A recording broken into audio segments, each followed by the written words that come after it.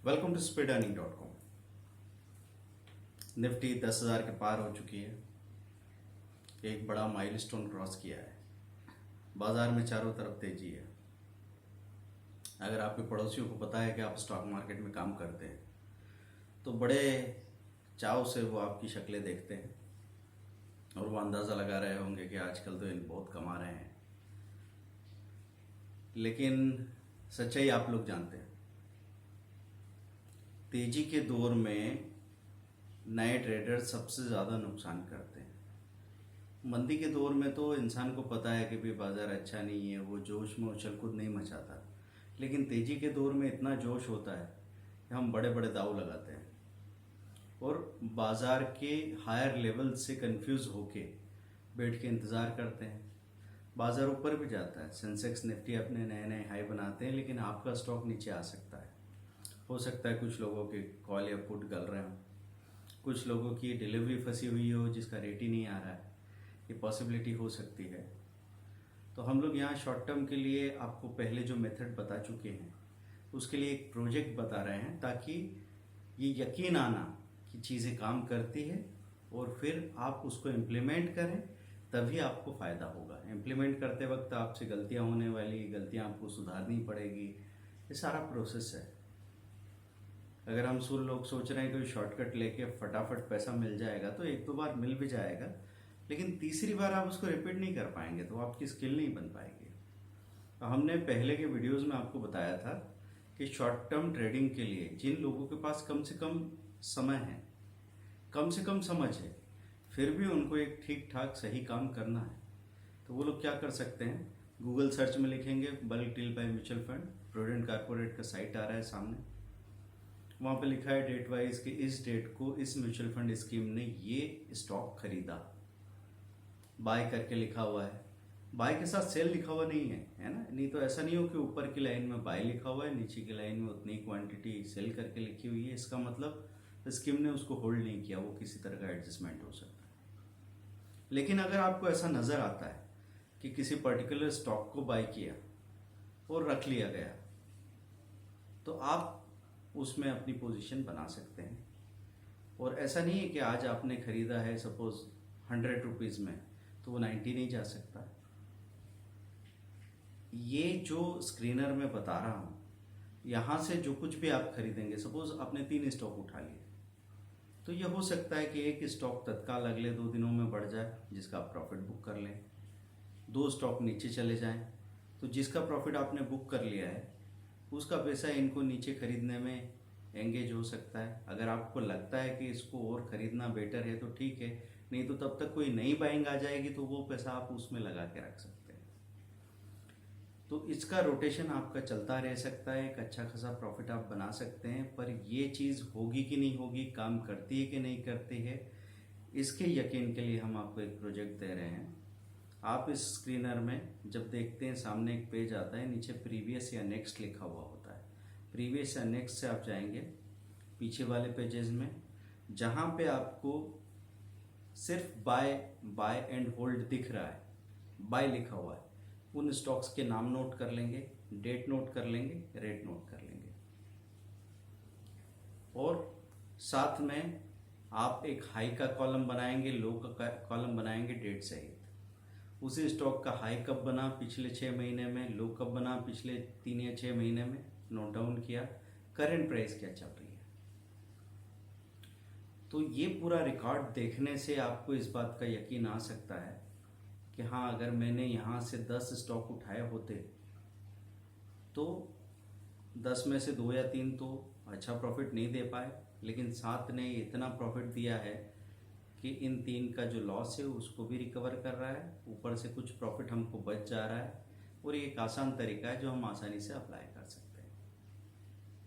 ये तरीका एक हाउसवाइफ भी अप्लाई कर सकती है, एक रिटायर्ड पर्सन भी अप्लाई कर सकता है, एक अच्छा खासा बिजी बिजनेसमैन या 24 घंटे बिजी एम्प्लॉय भी अप्लाई कर सकता है। एक्चुअली हम लोग क्लास में ये कोशिश करते हैं ट्रेनिंग में कि जो बैक बेंचर है, एक तो फ्रंट बेंचर्स होते हैं जिनको हर सवाल का जवाब होता है इसलिए वो सामने आके बैठ जाते हैं। बैक बेंचर्स वो लोग होते हैं जिनके पास जवाब नहीं है, इसलिए वो पीछे जाके छुप सकते हैं। तो उस आखिरी इंसान के लिए अगर मैं कोई सॉल्यूशन दे पाता हूँ तब तो मेरी ट्रेनिंग ज़्यादा काम की है। अदरवाइज़ ये उन लोगों के काम आ सकती है जो पहले से सब कुछ जानते हैं, और पहले से जानने वालों को और ज़्यादा इम्प्रेस करना वो हमारा पर्पज़ नहीं है।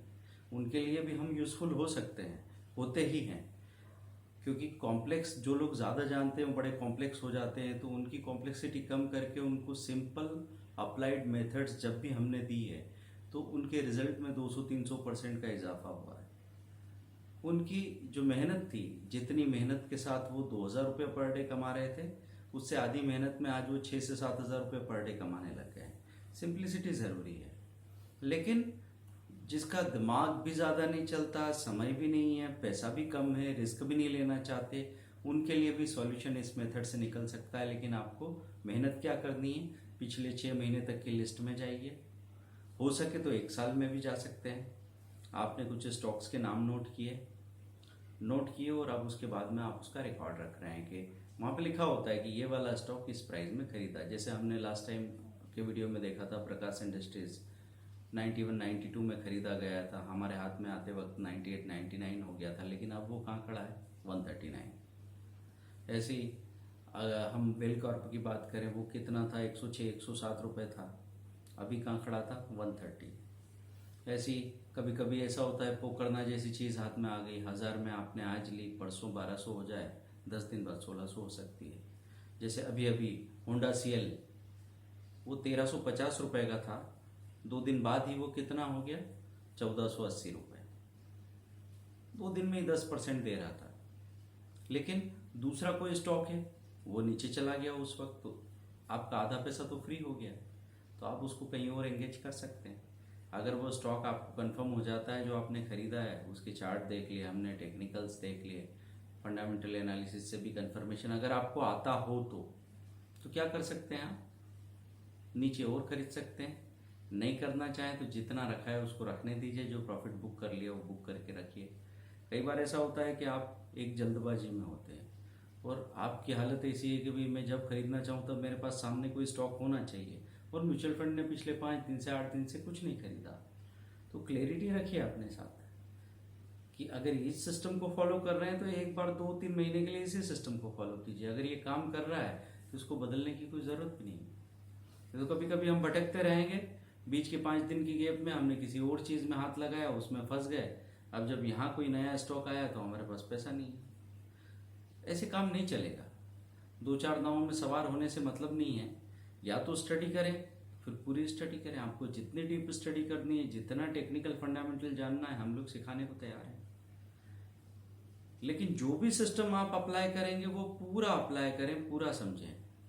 ज़रूरी नहीं आपके 50 सिस्टम 50 स्ट्रेटेजी को आप समझें और अप्लाई करें। हम तो कह रहे हैं कि आपने 2 स्ट्रेटेजी 2 सिस्टम को जैसा बताया है, समझा है, पूरा वैसे ही ढंग से अप्लाई किया है। ऐसा नहीं कि इस स्ट्रेटेजी से 1-2 बात निकाल के इसको ले लिया, उधर से 2-3 बातें आप कन्वीनियंट निकाल के ये ले लिया, आप उलझ जाएंगे।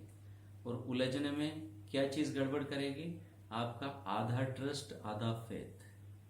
क्योंकि इस चट्टान से उस चट्टान पे जंप करना है तो पूरा ट्रस्ट पूरा फेथ होना चाहिए, नहीं तो आप बीच में खाई में गिरने वाले हैं। ये मत कीजिए। कम से कम पता तो लगे कि हम गलत हैं या आप गलत हो। बीच में गड़बड़ कर दी तो पता ही नहीं लगेगा आप गलत या हम गलत, आप सही या हम सही, किसको फॉलो करोगे।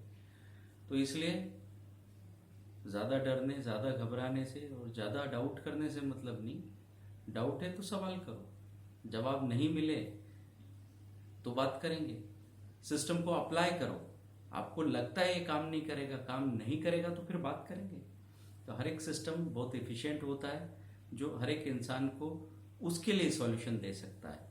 तो शॉर्ट टर्म के लिए इस मेथड को अप्लाई कीजिए, उस प्रोजेक्ट को नोट कीजिए। इसमें आपको पता लगता रहेगा कितने कितने दिनों में प्राइस रोटेट होके आ रही है, कम से कम कितने दिनों में प्रॉफिट मिल रहा है, कम से कम कितना प्रॉफिट लेके हम 2 पार्ट में बुकिंग कर सकते हैं। और ये सिस्टम साल भर तक अगर मैं लेके चलता रहा तो मेरे 1 लाख रुपए 6 महीने बाद कितना दिखते हैं, कितना दिख सकते थे एवरेज, है ना। इसमें अपने आप को धोखा देने की ज़रूरत नहीं है कि हाईएस्ट प्राइस पे आप बेचेंगे ऐसा आप सोचें, या लोएस्ट प्राइस पे आप खरीद पाए ऐसा आप सोचें। नहीं, ऐसा नहीं होगा। आप अपने आप को एक एवरेज पर्सन मान लीजिए, और हम होते ही हैं, हम सब एवरेज ही होते हैं। और सफल होने के लिए एवरेज पर्सन होना ही ज़रूरी है। इंटेलिजेंट लोग एकदम अलग हो सकते हैं, पर कई बार वो सफल नहीं हो पाते, क्योंकि वो किसी भी सिस्टम का सही हिस्सा नहीं बन पाते। So thank you very much, bye, keep practising, thank you.